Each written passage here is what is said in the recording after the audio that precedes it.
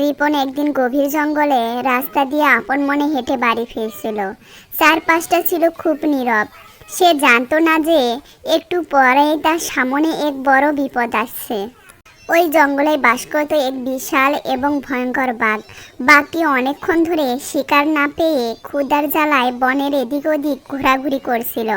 হঠাৎ সে দেখতে পেল একজন মানুষ জঙ্গলের দিকে আসছে। বাঘটি ওত পেতে বসে রইল এবং রিপনের কাছে আসতে তার সামনে গিয়ে বিকট গর্জন করতে শুরু করল।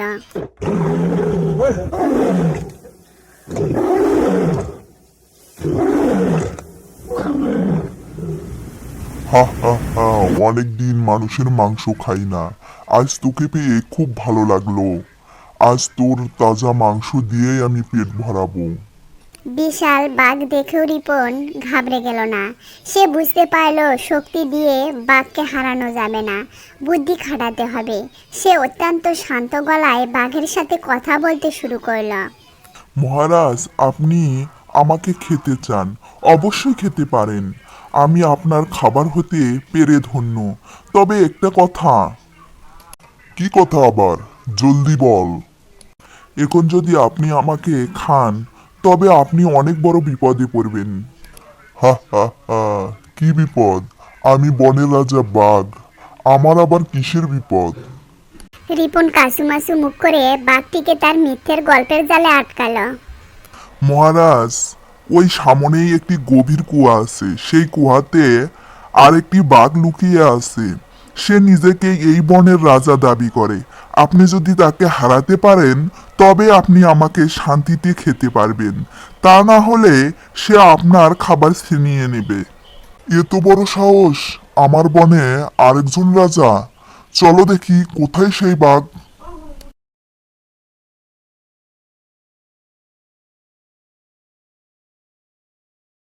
মহারাজ, এই কুয়ার ভেতরেই সেই বদমাইশ বাঘটা লুকিয়ে আছে। ভালো করে তাকিয়ে দেখুন।